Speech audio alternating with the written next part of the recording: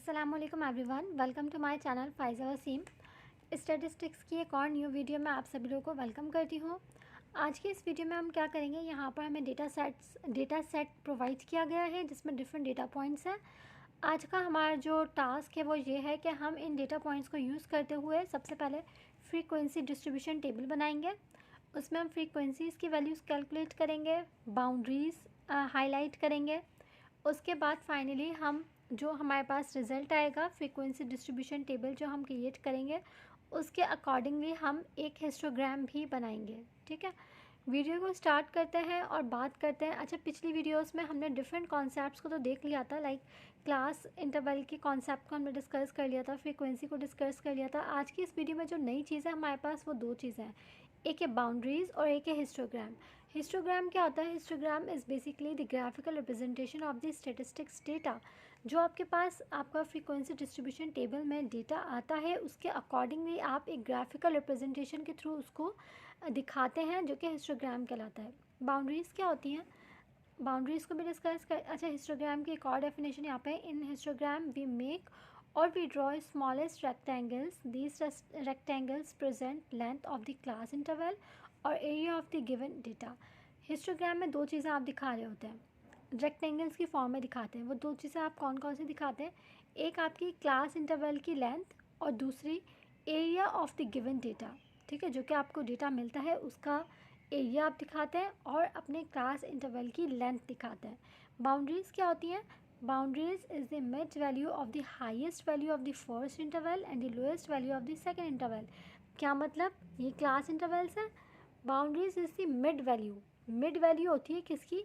Highest value of the first interval, highest value of the first interval and the lowest value of the second interval and the lowest value of the second interval. इसी तरह से अगर हम इन दोनों को उठाएंगे, इन दो class intervals को उठाएंगे तो इसमें highest value of the first interval and the lowest value of the second interval. इसको जब मैं आपको बना के दिखाऊंगी, बाउंड्रीज हम लोग निकालेंगे तब इसको और देखते हैं।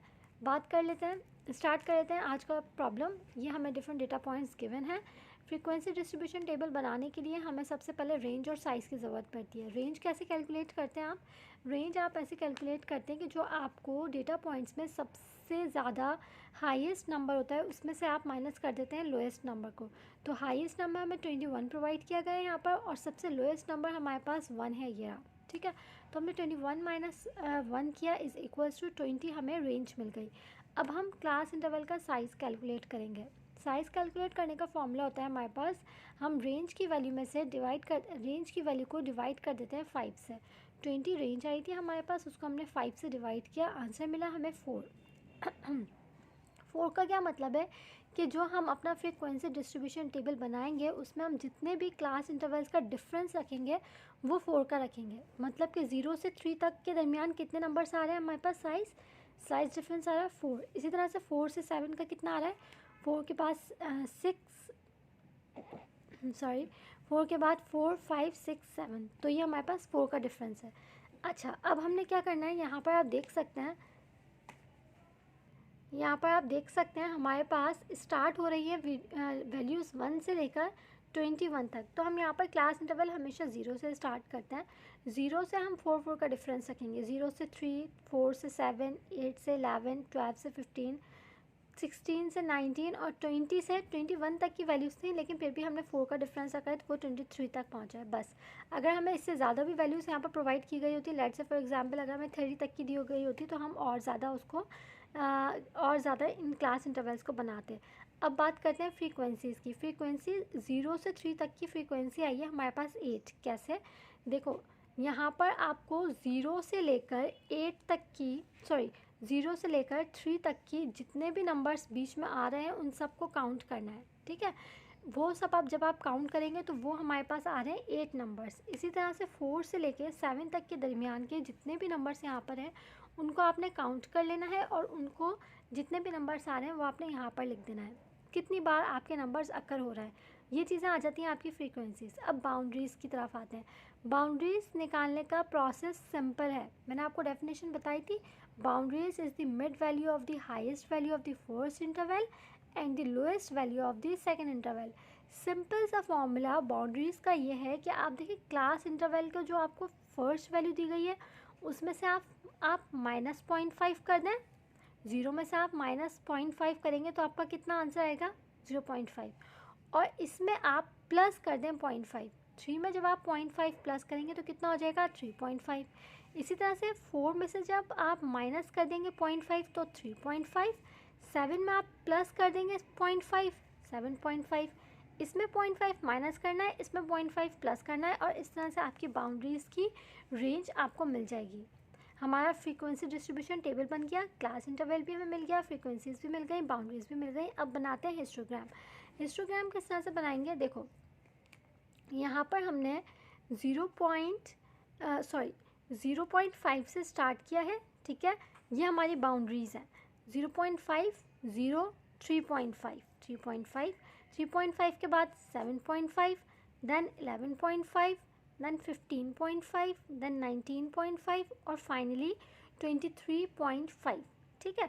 अब आप देखें कि इनकी फ्रीक्वेंसीज़ की वैल्यूज़ कितनी है। 0.5 से 3.5 तक के दरमियान हमारी कितनी फ्रीक्वेंसी आ रही थी? 8 की। तो ये वाली लाइन यहाँ पर नहीं है, ठीक है। इसको हमने एक रेक्टेंगल बना दिया 8 तक का, ठीक है।